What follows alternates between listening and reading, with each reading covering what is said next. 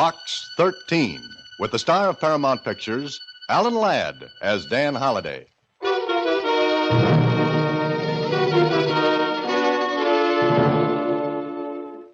Box 13, care of Star Times. I don't know quite how to begin this letter, except to say that it may sound fantastic to you, perhaps even a joke. But please believe me, I am serious, and the situation is serious. A man is dying, yet he has nothing wrong with him. He believes he's going to die 5 days from now, and so Bart LaFay is dying. A strong, healthy man is dying because of witchcraft. I know this sounds incongruous, anachronistic. In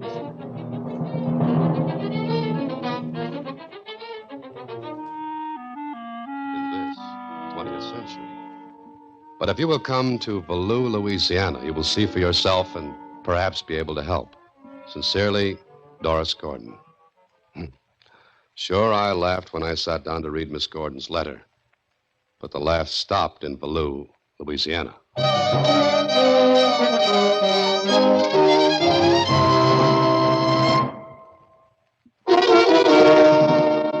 And now, back to Box 13 and Dan Holliday's newest adventure, Death is a Doll.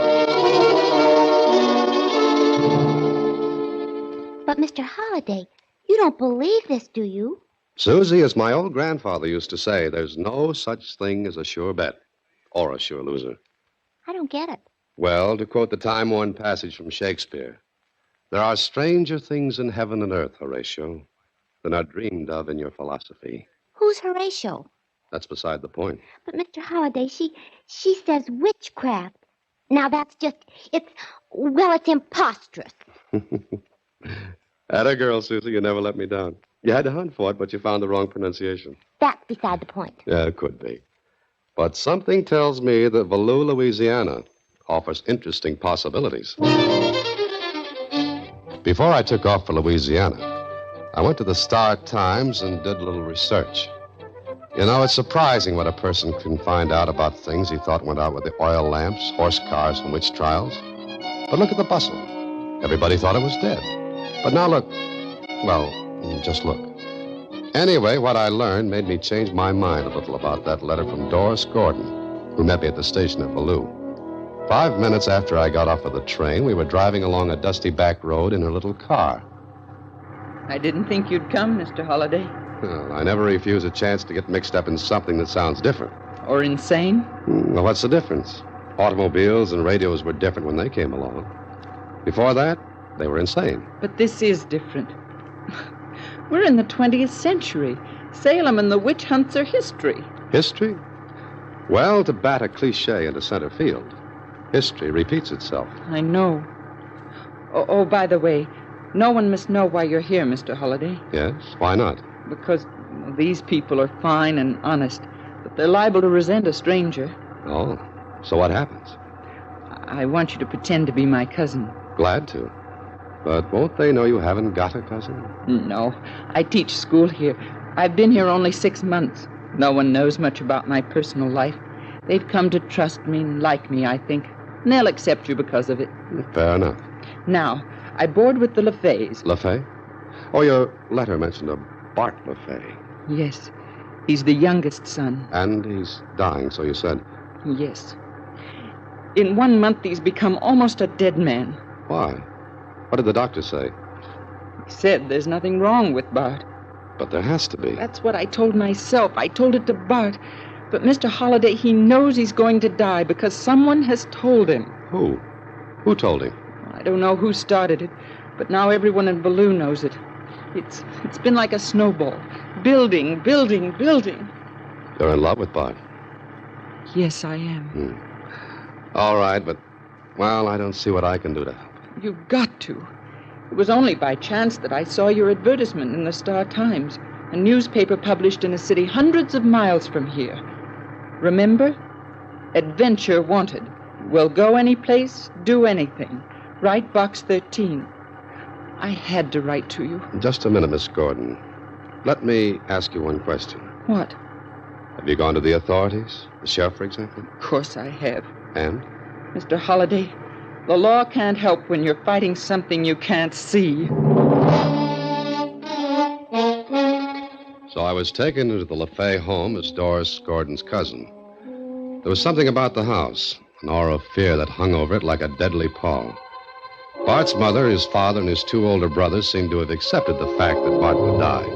Die when he said, in 2 days. That night, Doris arranged for me to be alone with Bart in his room. The house was located near the edge of one of the big bayous, and somewhere outside in the night, the strange, eerie animal sounds seeped through into the room where I sat with the sick man. How do you feel, Bart? Not fit, Mr. Holliday. Oh, now look here, Bart. The doctor says there's nothing wrong with you. Ain't nothing he knows. Ain't nothing he can know. Now, look, a man just doesn't die without something being the matter. I got just 2 days now. Oh, Bart, that's nonsense. Now, snap out of it. You just don't believe it, do you, mister? No, I don't. And why don't you ask down in the village? Ask anybody. About what? About what's happening to me. People seen it happen before, and there ain't nothing nobody can do. Ain't nobody can help. There ain't nothing. Doris! Doris, get some water. Oh, he can't swallow when he's like this. No. Here, Bart. Come on, sit up. Sit up. Let yourself breathe. It's getting worse. It's like somebody tightening a rope around my neck. And soon it'll get so tight I can't breathe no more. Bart, you mustn't say that. Ain't nobody can help. Nobody. Doris, What, Dan? where's the doctor? In the village? I'm going there. You stay here with Bart. All right, take the car. There's only one doctor? Yes, Dr. Brennan. All right. Now, don't leave Bart. I'll be back soon. I'm sorry, Holliday, but there's nothing I can tell you. There's nothing wrong with Bart LaFay. You're sure of it? Look, anything that drags a man down from 200-odd pounds to 150, I'd know about. Maybe I'm just a village Oh, I didn't mean it doctor, that but- way, Dr. Brennan, but as you say, a man can't lose over 50 pounds and look as Bart does without a cause. I know that as well as you do. Yes, well, better than I do. So let's be honest with each other. Honest? What do you mean? Because you're a doctor and because you're rational, logical, and reasonable, you won't let yourself accept the only explanation of Bart's illness. I can't listen to any such nonsense, Holliday. Is Bart's condition nonsense? You're supposed to be an intelligent man. Yes, and so are you. Because I am, I won't think about it. You've never seen it happen before, No. but you've heard about it. Anybody who lives among people who believe in it has heard about it. All right. Now, Doctor, let's say what we're thinking. I'm not thinking anything. Bart LaFay is dying because he's the victim of witchcraft. You don't believe that. If you mean witches, charms, potions, and that stuff, no.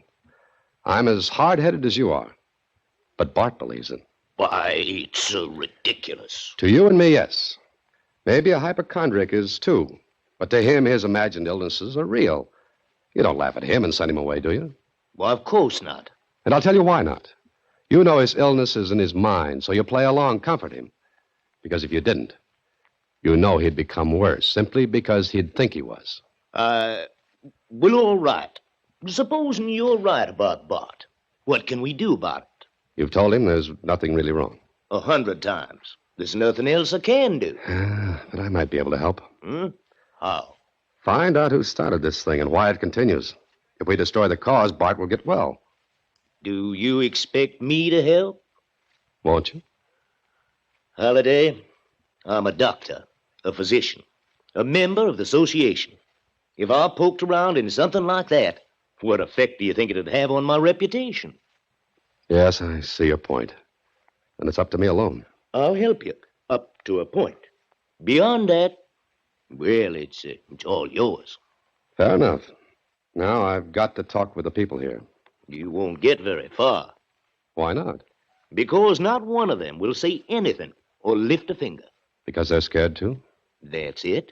Doctor, Bart LaFay has only tomorrow and the next day to live. Unless I can lick this. And I'm going to try. I left Dr. Brennan and went back to the LaFay place. I had to talk to Doris alone and later in the darkness outside. Dan, it's too fantastic, too weird. Now listen to me, Doris. I did a lot of reading before I came down here. Know what I found out? No, what? In the last 10 years, there have been over 100 cases of so-called witchcraft. As recently as 1939, a man on trial for murder claimed self-defense on the grounds that the person he killed had charmed him, hexed him. It's unbelievable. Yeah, that's what I thought. But look in the newspaper files. But this is the 20th century. It could be the 120th, Doris. And still, people will believe what they want to believe. Do you believe it? No. No, there's no power on earth that can kill like that. The only power lies in the victim's mind, in his will to believe. And Bart? Believes it so strongly that he's dying. He can't die. He just mustn't. Look, who started this? There had to be someone that planted that suggestion in his mind. No one. There isn't a person in the village, in this whole parish, who doesn't like Bart. But there has to be, Doris. It must be some horrible, malicious joke. The joke would have been called off before this. Then I don't know. If I'd go into the village tomorrow, what would I learn from the people? Probably nothing. No one will come near here. I have to drive in for supplies every day. Bart! That was Bart! Come on. Doris and I ran into the house. LaFays were standing near the door of Bart's room, staring at the closed door. Terror in their faces. I ran past them. Bart! Bart! Doris, get the lamp. Hurry. Here. Oh, Bart! Bart! He's all right. He just fainted. But why? Why? Here's your answer. What's that? Doris, shut the door. Keep the rest of the family out of here. Wait out there, please. Blow out that lamp. But... Blow it out.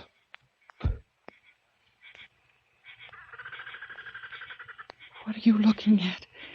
Is there somebody in the clearing outside? No. No, not a soul.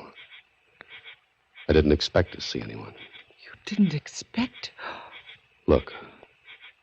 This charm that made Bart scream was tossed in through this window, Doris. And nothing supernatural or magical about it. It was a human being who tossed it in. But why? To let Bart know he has only 2 more days to live.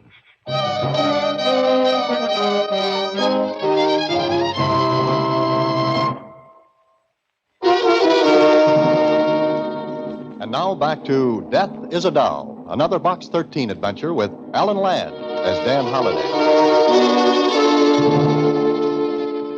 It wasn't pretty, that charm. The way it was made with feathers and leather and bits of bone gave me a cold chill. I stuck it in my pocket and then took it out again. It was silly, but I didn't want the filthy little thing near me. Bart came to. We made him comfortable, and I spent the rest of the night sitting by his bed. Then, the next morning, Saturday, Doris drove me into the village. While she did some errands, I went into the general store. Morning, mister. Oh, good morning. Can I do something for you? Well, Stranger here, ain't you? Yes, I just came in yesterday afternoon. I'm Miss Gordon's cousin. Oh, sure. Fine girl, Miss Gordon. Yes, she is. Boys, this here's Miss Gordon's kin. Cousin. Them's Ed Masters, Hello, how are you? John Latouche, How do you do? Tuck Wilson, Hi. and the rest of 'em. Hiya. Staying in Value a spell, Mr. Name's Dan. Just call me Pop. Everybody else does. Though Tuck here's about 10 years ahead of me. Oh, okay, Pop. As I was asking, staying long? Well, I don't know. Vacation? Sort of. Oh, staying here at the hotel? No. Oh, renting the old Gerard cabin, huh? Folks do for vacations. No, I'm staying with the LaFays.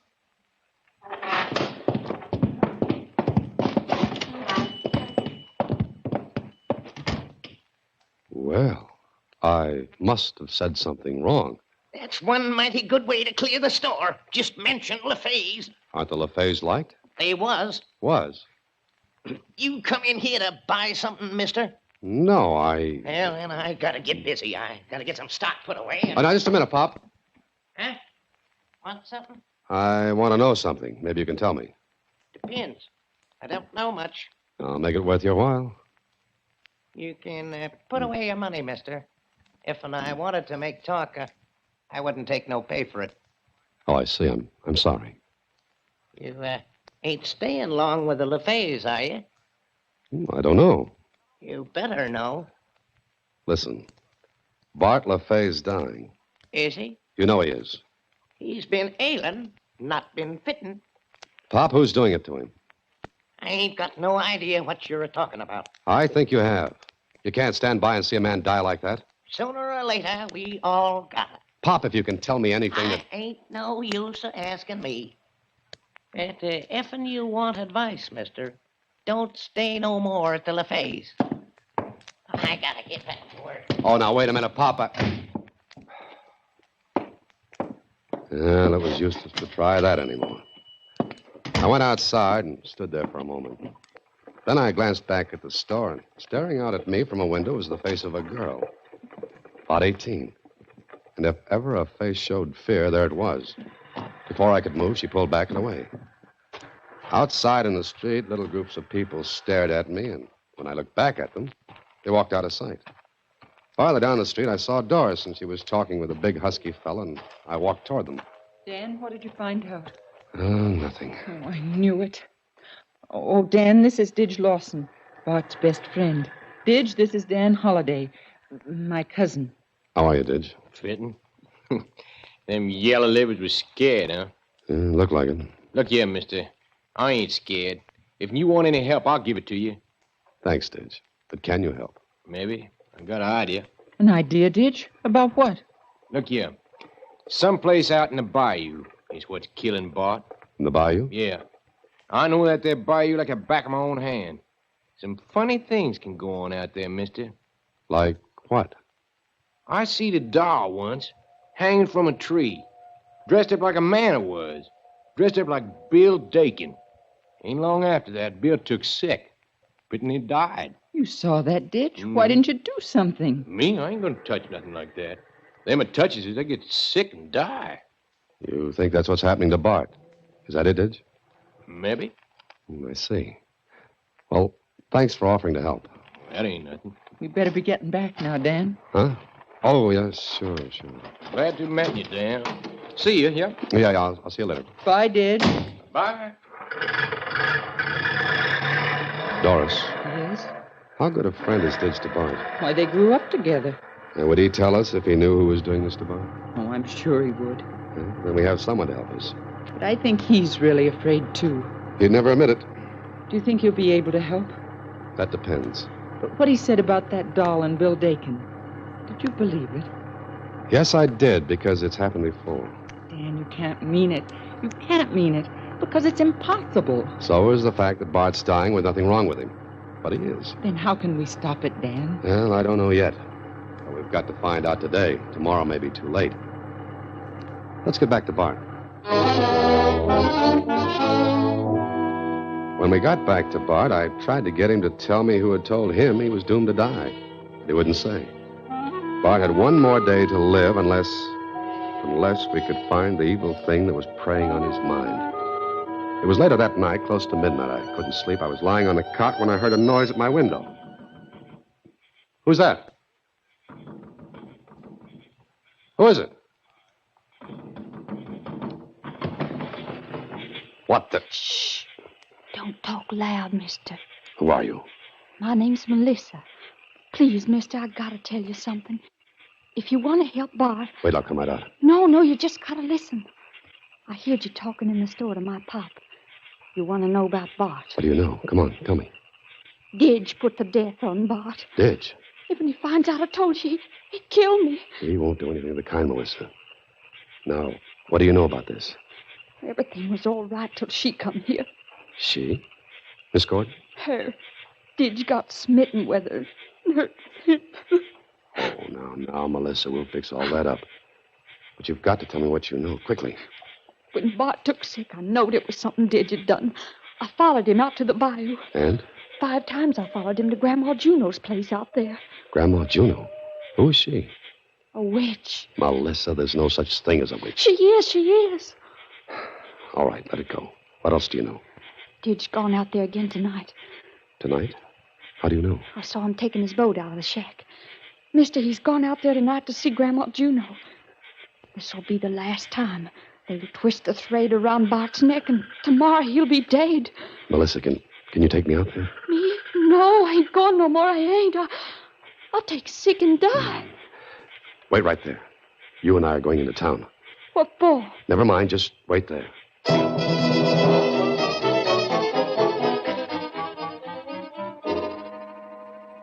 I awakened Doris, told her what was happening, and took her car, and Melissa and I drove into the village. Later, she, Dr. Brennan, and I went out to the edge of the bayou, and... If a word of what I'm doing gets around, I'll be done for. You've got to help, Doctor. All right. Melissa, What? you sure that you can lead us to Grandma Juno's in the dark? I think maybe so. Well, come on, we're wasting time. Get in the boat, Doctor. Oh, careful. And for this, I got an MD degree. Chasing around in the black of midnight after a witch. Ready? I am. Go straight ahead until we come to the turn. Then go left. Oh, good. Ready, Doctor?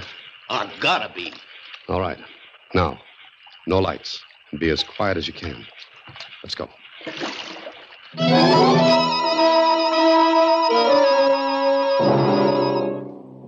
Maybe I'll live to be 100. Maybe I won't.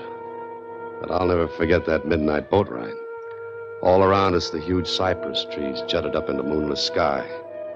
The drooping Spanish moss brushed our faces, and it was too dark to see a foot in front. But Melissa, she knew what she was doing and where she was going. Once or twice, a dark shape in the water bumped against our rowboat and slithered away. Then... It's right up ahead. I can't see a thing.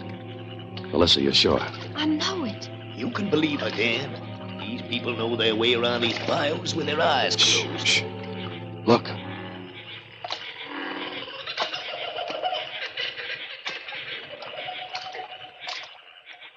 That's a lantern up ahead. There's Didge's boat. Stop rowing, Doctor. Easy. I'm going to take sick and die. I'm going to take sick and die. No, you're not, Melissa. Look. Good heaven. Up ahead, on a little island in the light of an old lantern, were Didge and an old woman. Didge was sitting on a log watching while the old woman crooned over a doll. Crooned over it and wrapped a string tightly around its grotesque neck. Silently, slowly, we got closer until we could hear her words. Breathe and gasp your last, my son. Tighter on your throat. The devil's hand is clutching. Melissa. That does it. Who's that? Get away! Come on, Doctor. He'll shoot. He's got his gun. They can't see us. Melissa, stay in the boat. Stop where you are. Don't you come no closer. If you do, I'll... Kill him, Didge! Duck him! Holiday, his gun. Don't let him get it. Curse to you, the devil's death! Didge! Pick up that gun, Doctor. You get it for this, mister. You get it. Now give me that doll. No! Give it to me, I said. Look out, Dan. She'll knife you. No, she won't. That's better. Now, let's get back to Bart, Doctor. What about Didge? He seems to like it out here. We'll let him enjoy it a while longer. Keep his gun. Here, let me see that doll. Why, it looks like Bart LaFay. Sure. It was Bart LaFay. Huh? Never mind now. Let's get back.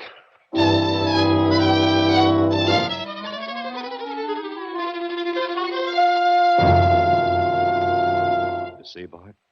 This doll, it can't harm you now. Things like this can never harm anyone. It's in your mind. Look, I'll unwrap the string from its throat. You'll be all right. That thing was doing it to me? No, your mind was doing it, Bart. That's all. You'll get better now. But what about you? What about me? Grandma Juno will get you. No, she won't. Bart, believe me, there's nothing in the world like this can hurt you. So I'll go back home, and the worst that can happen will be my own fault. Sure. Where's Doris? Oh, I'll send her in when I leave. I can't thank you rightly, Dan. Yes, you can. Just remember what I told you, Bart. No harm can ever come to you unless you bring it on yourself.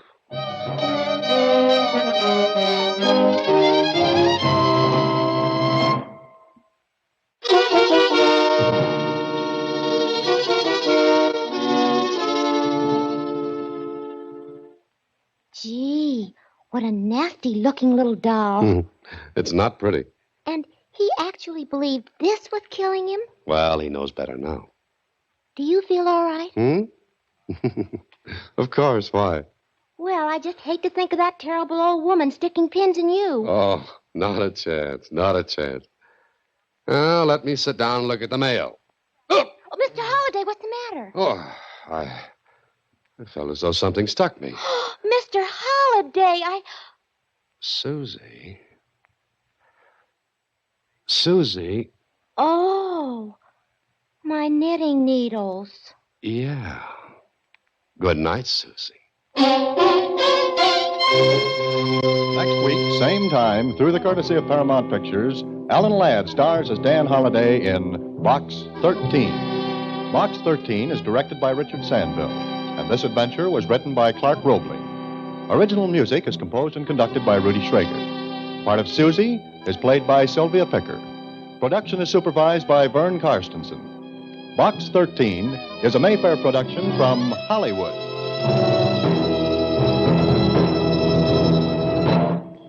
Watch for Alan Ladd in his latest Paramount picture.